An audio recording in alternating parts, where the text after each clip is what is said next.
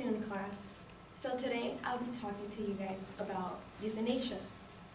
So just imagine yourself not being able to walk, see, talk, or even breathe.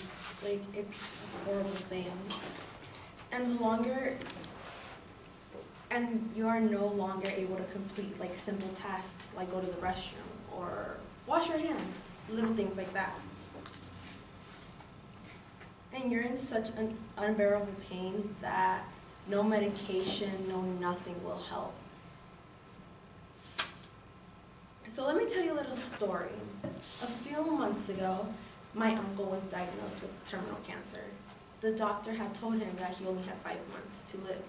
And the closer he got to that 5-month mark, the more pain he would be in, the more suffering he would go through. So initially, he's like, nah, everything will be fine. Like, you know, all Hispanics are like, everything will be fine, nothing's gonna happen, I got this.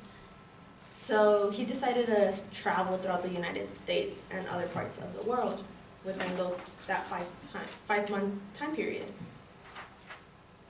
When he was on his 3rd month, he slowly started losing vision.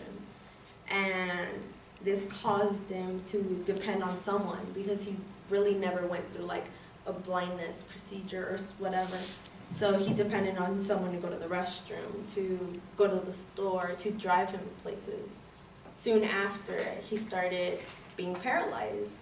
So now he couldn't even move, he couldn't even speak.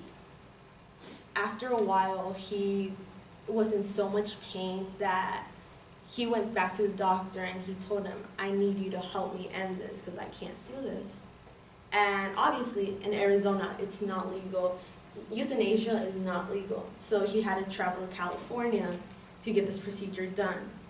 Although the whole family wanted to be there for him just to say our final goodbyes, nobody could be there, only a few family members. And it was so horrible because we had to see him go without the family being there for him.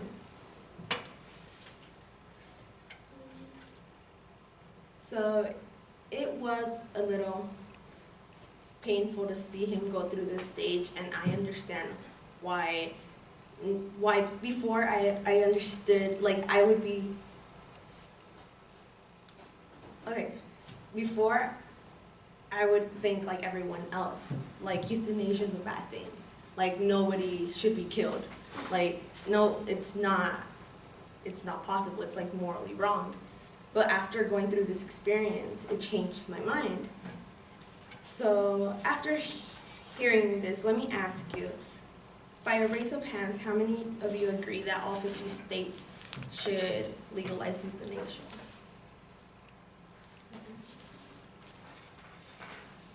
So the reason why all of you should listen to me is because you never know when you can have a family member asking you to help them out through critical moments like this.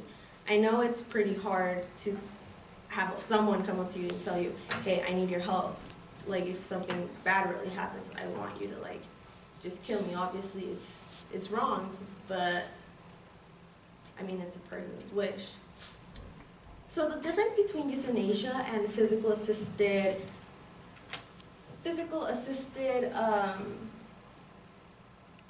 suicide is euthanasia is where you go into like a clinic or a hospital. They give you a lethal dosage that ends your life right there. And then the physical assisted suicide, it's different. You go to the doctors and they prescribe you a medication. So this medication, you carry it with you, so whenever you're ready to take that next step, you can obviously do it yourself without actually having a doctor there to assist you. So there's some myths about euthanasia, physician-assisted suicide. Before you even consider or like have the power to decide if you want to end your life, you have to go through psychological tests. You have to have consent forms from 3 different doctors saying there's no other medical treatment that could help you out.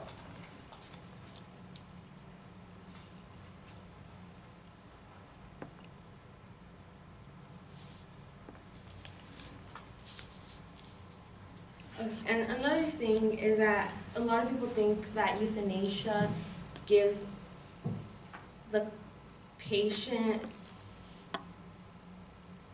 the choice of where, when, and how they want to die. It's not true. In order for you to go through something like that, obviously you can't be walking down the street and you're like, I just want to die right now. Like, you have to go somewhere where it's safe for you and for your surroundings, so you don't cause like a really big impact towards people. So indirect euthanasia, it's pretty much the same thing. It's just slightly different. They prescribe you medication that helps you for your pain. But one of the side effects is that it speeds up the process of your death. So technically you would be dying at a faster pace, but you wouldn't be in pain. And non-voluntary euthanasia is when people who are not mentally stable, or babies, or elderly people who don't know how to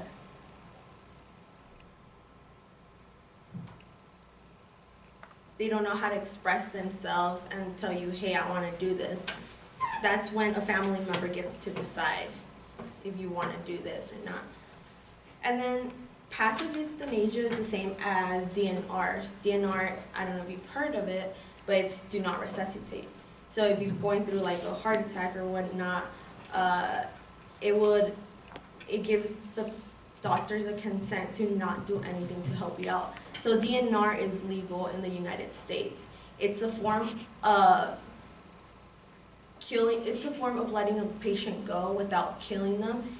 Although at the same time, it's like you're letting a patient go without, like, your responsibility is to help them out. So you're letting this person go. So in a way,